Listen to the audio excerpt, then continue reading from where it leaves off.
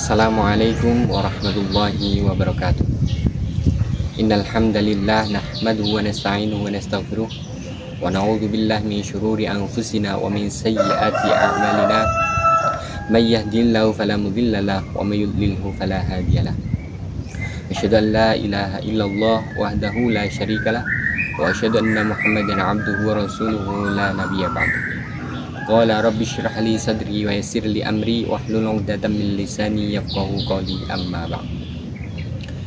Pertama-tama marilah kita panjatkan puji syukur kehadirat Allah Subhanahu wa taala, yang mana pada kesempatan kali ini, pada hari ini kita semua masih diberikan kesehatan sehingga dapat bertemu kembali dengan bulan Ramadan, bulan yang penuh kemuliaan dan keberkahan ini. Salam serta salam kita sanjungkan kepada junjungan kita baginda Nabi Agung Muhammad sallallahu alaihi wasallam yang telah menuntun kita dari zaman jahiliyah ke zaman yang terang benderang ini. Rahimahullah. Pada kesempatan kali ini izinkan saya untuk menyampaikan sebuah cerita atau sebuah kultum tentang kegelisahan salah satu sahabat Nabi Muhammad sallallahu alaihi wasallam. Jadi ada sahabat Nabi namanya Thauban radhiyallahu ta'ala. Beliau ini orang soleh, ahli ibadah dan selalu dekat dengan masjid.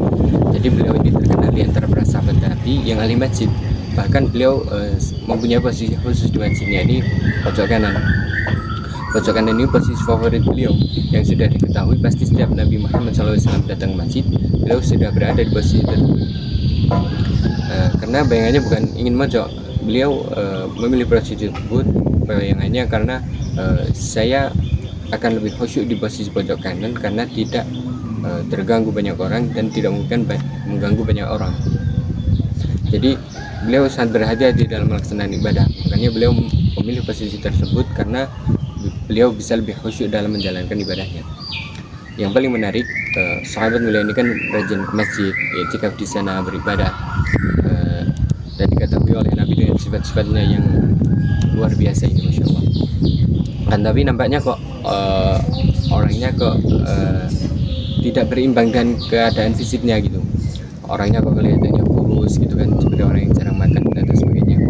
Sampai suatu ketika Rasulullah SAW ini datang kepada sahabat mulia ini dan bertanya, wahai sahabat, ada apa dengan engkau? Kenapa kondisimu sampai seperti ini gitu?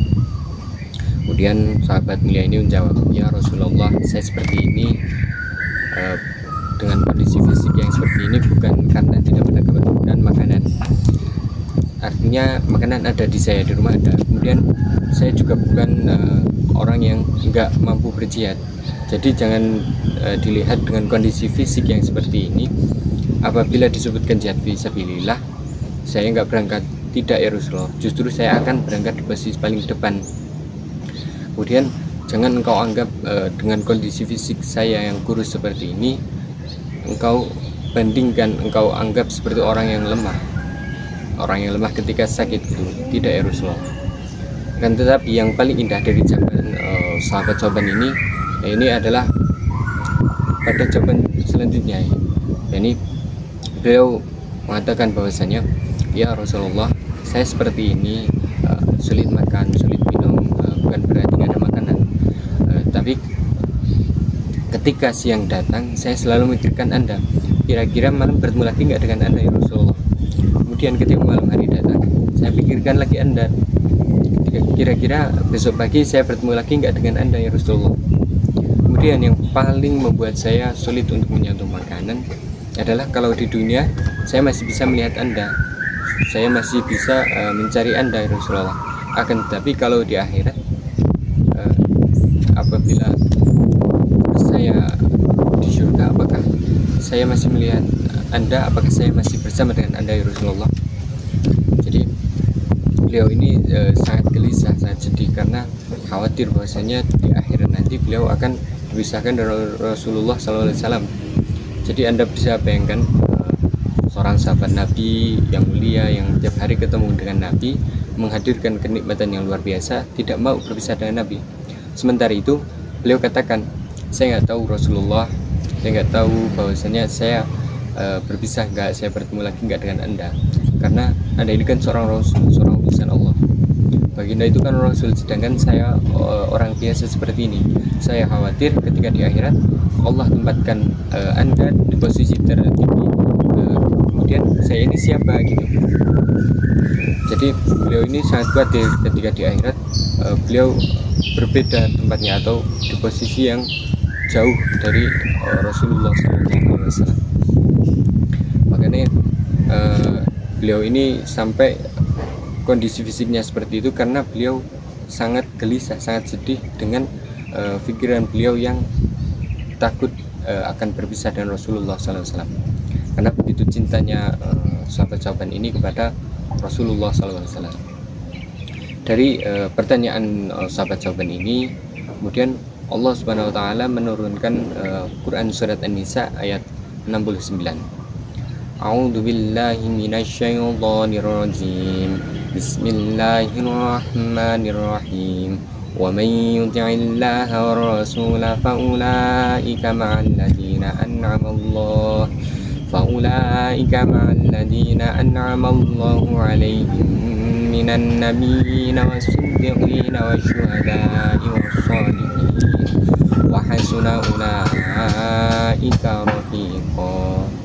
Jadi kata Allah, wa may yuti'illah, siapapun, saya nggak peduli siapapun, baik itu orang Islam perempuan atau orang Islam laki-laki, baik itu orang Indonesia ataupun orang Australia, bahwasanya Allah katakan siapapun, saya tidak peduli siapa yang mau taat kepada Allah dan siapapun yang taat kepada Rasulnya, maka mereka itu tidak hanya di dunia, tapi di akhirat akan kami tempatkan bersama orang-orang yang telah diberikan nikmat oleh Allah Subhanahu Wa Taala. Jadi ketika sahabat minta untuk bersama Rasulullah di dunia wal akhirah, jawaban Al-Quran ini lebih dari pada itu. Jawaban Al-Quran ini bukan hanya Rasulullah. Jadi di Al-Quran ini dijelaskan bahwasanya orang yang taat kepada Allah dan juga Rasul maka akan ditempatkan di tempat yang mulia di dunia maupun di akhirat dengan 4 golongan.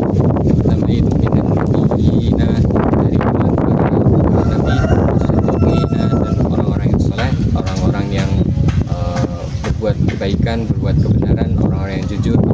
Kemudian wasyuhada'i, dan orang-orang yang mati syahid. Kemudian yang terakhir wasolihina, dan orang-orang yang saleh.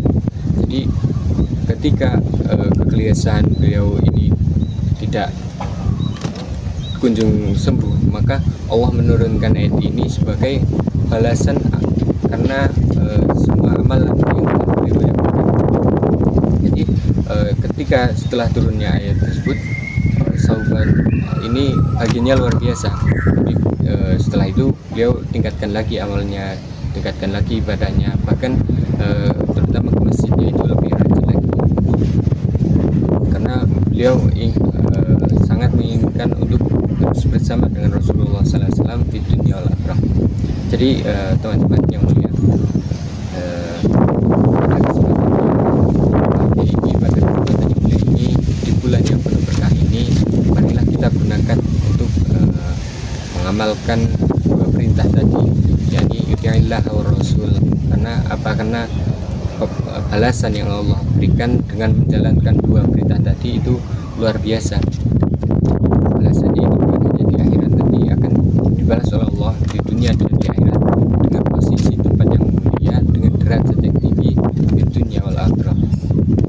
Maka dari itu jangan sia-siakan bulan Ramadan ini dengan hal-hal yang negatif, hal-hal yang tidak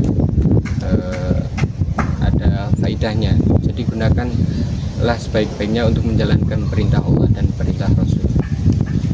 Semoga kita semua tergolong orang-orang yang dapat golongan para nabi, para orang soleh, orang syahid. Mungkin cukup sekian yang dapat saya sampaikan, kurang lebihnya mohon maaf.